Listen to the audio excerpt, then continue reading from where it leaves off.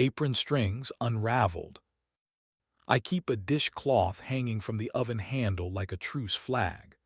People think being a chef is about fire and knives, but it's more about timing, letting certain things rest while others come alive. In the narrow kitchen of my bistro, heat shimmers off the stainless steel like a language I learned before I knew what promises were worth.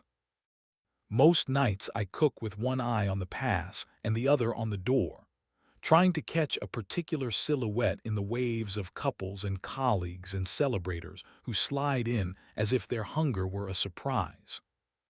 Sabrina used to take the corner table by the window, hips tucked under her like a cat in a sunbeam, pretending to read a book while she watched me perform. My wife has the kind of beauty that makes room tips double and arguments arrive late. She runs a yoga studio 2 streets over, a temple of breath and mirrors. When she first stepped into the bistro, she said she liked the way the ceiling fans moved the light. When she stepped into my life, she said she liked the way my forearms spoke mid-sentence. "You're a quiet man," she told me, the first night we kissed against the walk-in cooler, exchanging heat with the condensation.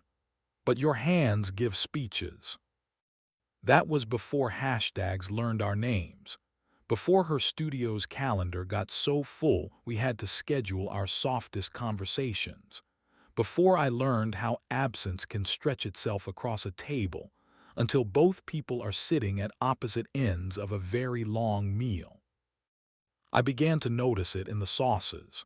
The way her perfume didn't cling to my jacket when I came home. The way her texts went from sentences to emojis to silence that pretended to be sleep. She started using the studio after hours in ways I didn't ask about. I kept telling myself that ambition has a smell, and it's easy to confuse it with anything that costs you time. The first real turn arrived on a Thursday so warm the city exhaled for us. We were hosting a private tasting, 6 courses for 12, wine pairings that made the sommelier walk taller. The last guest to arrive came in late, her hair wet from the kind of rain that can't make up its mind, cheeks flushed from deciding to attend anyway. She handed her coat to the host and stood at the threshold like a question she wasn't sure she wanted answered. When she turned, the room did the little tilt it does when everyone's eyes agree.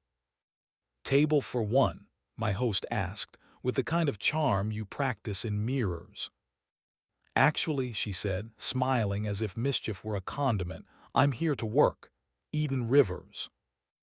The name brushed the back of my neck.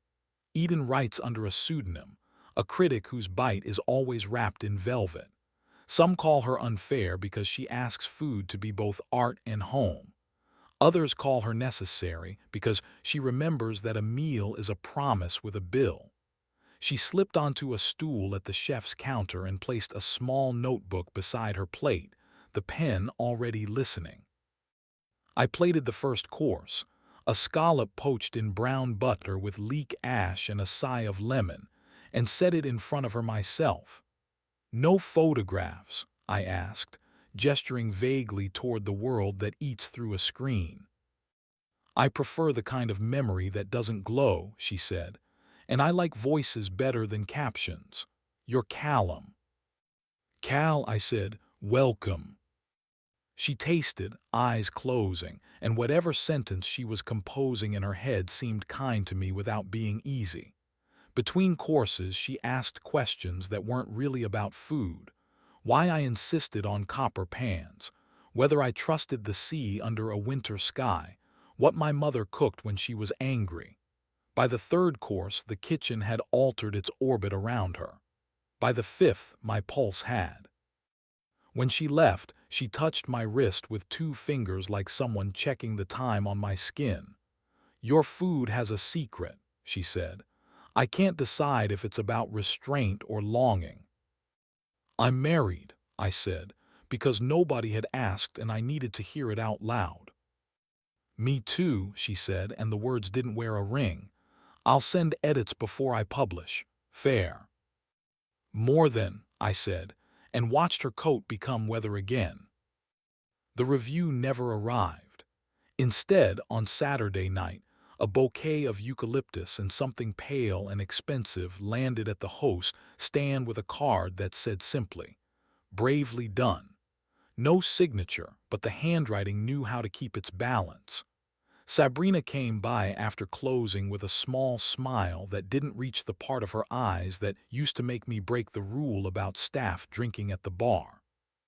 She perched on a stool, sipped my Negroni, and talked about a new client who was transformational and deeply aligned. "Aligned with what?" I asked. "Me," she said, and tilted her head the way you do when you want to see your reflection in the person you're speaking to. When we went home, there was a scarf on our chair I hadn't bought and a cologne in the air I couldn't catalog.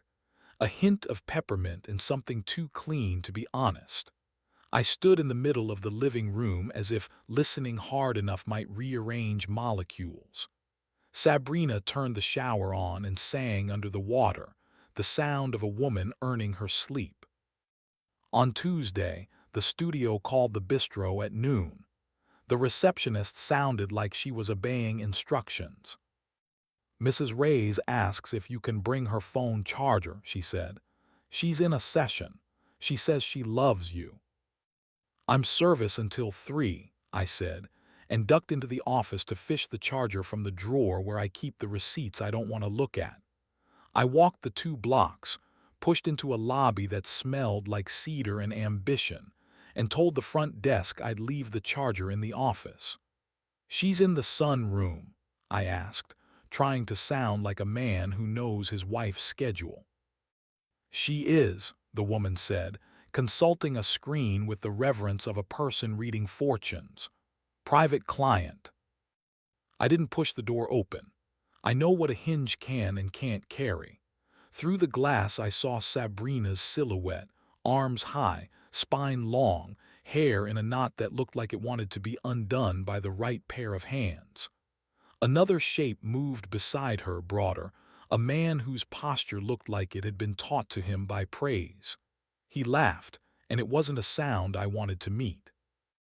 Back at the bistro, I oversalted a sauce I've made since I was 20. The prep cook noticed and kept his mouth shut as if he were a priest, and I had brought him a confession that didn't need translation. Eden returned that night as if she had never left. "I came to see if the scallop was a fluke," she said, sliding onto the same stool. "It's always a fluke," I said, "and it never is."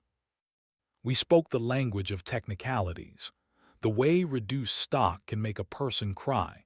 Why some plates prefer certain colors as if they were trying on clothes. How a burn scar can be a biography you wear on the back of your hand. Between the 5th and 6th course, she put her pen down and looked at me as if she were practicing a kindness that might hurt.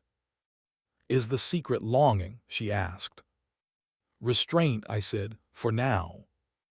She laughed softly, a sound that knew how to fold itself into the clatter of a busy room. After closing, I walked her to the door. The night had paused to change its shoes, late but not tired. She stepped close enough that the warmth of her breath could find a reason to stay. "You're careful, Cal," she said. "Careful and good.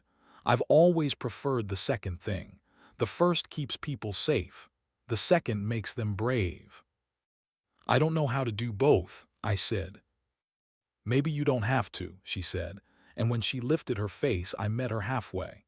The kiss was everything you could broadcast and nothing you could monetize, soft, certain, the taste of citrus hiding under the wine we'd shared. Her hand touched my cheek like a suggestion. My fingers slid along her waist where fabric and warmth negotiate. We kept it brief because I have respect for corners and cameras. When we parted, I felt the city decide to look away for once. "I won't publish," she said, "until we know what this is." "An edit," I said, and she smiled, eyes promising to write later. "It's easier to pretend at dawn. People are kinder to their lies when the light is low." The bistro's brunch service hummed with couples who believed in pancakes as apology. Sabrina texted that she'd be late, a development meeting, an investor who had to reschedule. When I took deliveries out back, the alley smelled like yeast and rain. A black car idled near the studio's rear door, windows tinted like an old story. The back door opened and he stepped out, the private client with the posture, the kind of man who doesn't say sorry to rooms. Sabrina followed, wrapped in a scarf I could have sworn I owned before it chose a different life. He said something I didn't hear. She laughed and looked over her shoulder as if we were in a movie where the audience already knew the ending. I don't believe in revenge. Food taught me that heat applied with anger burns everyone in the kitchen, but I do believe in serving the truth hot. I sent an invitation to Eden that afternoon, a fundraiser dinner we were hosting for a neighborhood library that couldn't decide whether it was dying or being reborn. 12 courses, 12 guests, each seat carefully arranged to encourage unlikely conversations. I sent another to Sabrina and wrote, "You sit at 8. You always like the window." I sent a third to the private client, Noah Hale, a name that had started appearing in Sabrina's calendar as NH, a set of initials that looked like a shrug. The room dressed itself in candlelight that night, all the small flames pretending to be equal. Eden arrived in a dress that made the air behave, hair swept up in the kind of knot standards are written for. Sabrina came late, kissed my cheek as if rehearsed, and took her seat. Noah appeared with a bottle of wine that wanted us to know how expensive it was. I introduced myself with the face I reserve for investors and health inspectors. We plated, we paired, we let small talk practice its manners. Halfway through, after the roasted pear that made even the skeptics close their eyes, Noah lifted his glass to Sabrina in a way that belonged to a different table. "To alignment," he said. "To honesty," Eden said from her stool, voice easy, gaze not.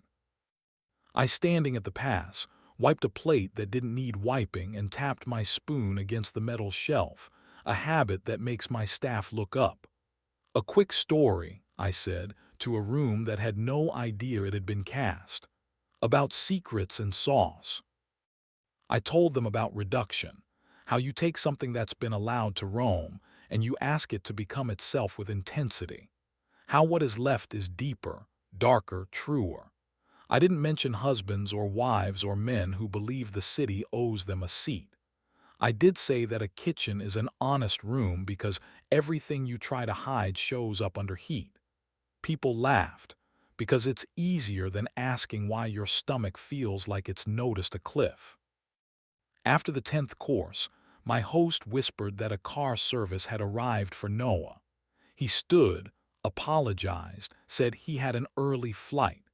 Sabrina didn't look at me when she rose. Eden reached for her glass like a woman who has learned which objects deserve her fingers. Noah hung his jacket on his finger and nodded toward me with a courtesy that could have been mistaken for respect. "Chef," he said, "magnificent."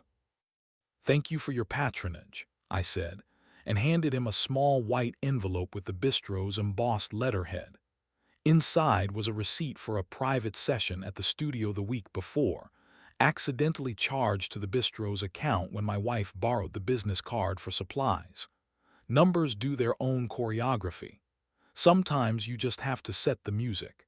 He glanced down, went still, then tucked the envelope into his breast pocket with the care of a man pocketing a live coal. Sabrina watched him leave. Her mouth was a line I'd drawn in a hurry too many times. She excused herself to the powder room. Eden waited a beat, then slid from her stool and stood beside me at the pass, a presence rather than an intervention. "I didn't write the review," she said quietly. "I didn't want you to," I said. When the door clicked open and closed again, Sabrina returned without the scarf. She found me in the kitchen, hands idle at last, oven ticking as it cooled, the room smelling the way endings do, citrus and smoke, sugar and regret. We looked at each other in a way that remembered kindness first. "Gal," she said. Sab, I said back, the nickname suddenly heavy with everything we would not be able to carry out of here together. I'm sorry, she said. No performance, no studio voice. Just the words, their coat checked, their hair down. Me too, I said. For how long I let us pretend we were still hungry for the same thing. We walked to the alley where the night has room for two people to learn a new shape. We talked about the first couch and the plants we both kept killing, and the day the bistro finally paid for itself, and how success can be as noisy as failure. We didn't inventory sins. We named the things we wanted to keep. The kettle we fought over, the old concert poster she'd salvaged from a thrift store, the way she once drew a heart on the inside of my wrist with the tip of a spoon and said it would never boil away. We hugged, bodies recognizing the last of their choreography, and I felt her breath near my neck, familiar and not an invitation. Inside, Eden was stacking plates with the grace of someone who knows how to carry breakable things. When I returned, she touched my elbow in the way I'd come to think of as permission. "Do you need me to leave?" she asked. "I need you to stay," I said, surprised by the truth and warmed by how quickly it fit. We closed the restaurant with the lights low, the kind of quiet that doesn't ask for apologies. In the doorway, she stood close enough that I could count the little flecks of light in her eyes. I lifted my hand and traced the line of her jaw with the back of my knuckles, a gesture I'd always loved for its plainness. She leaned into it. Our mouths met, slow, patient, the promise of company rather than conquest. Her fingers threaded the hair at the nape of my neck. I set my palm against the small of her back, respectful of fabric, reverent of warmth. We kissed until the room decided to go soft around us, and then we stopped, because restraint is a chef's first language and longing his mother tongue. The next morning the sun put its hands on the bistro's windows and told them to wake up. I brewed coffee I didn't overcomplicate. Sabrina came by with a cardboard box of cookbooks she said were mine, a smile that wasn't an ask. We hugged again, carefully, grief and gratitude blending like two sauces that know they share a base.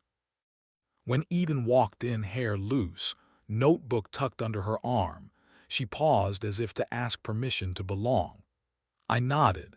She slid onto her stool at the counter and watched me crack eggs into a pan, the sizzle speaking first.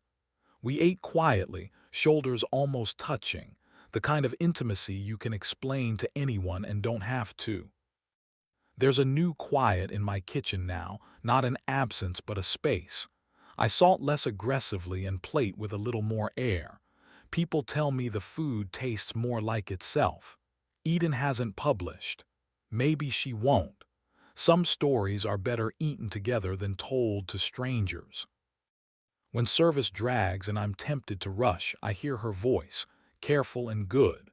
When the night slows down and the candles lean into their last light, she'll circle the counter, stand behind me at the stove, and press a kiss to the place just below my ear where heat and heartbeat keep their own ledger.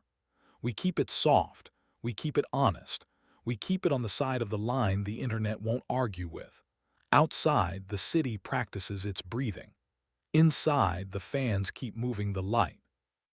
And when the last guest leaves and I hang the dish cloth back on the oven handle, it no longer looks like a truce flag. It looks like an invitation.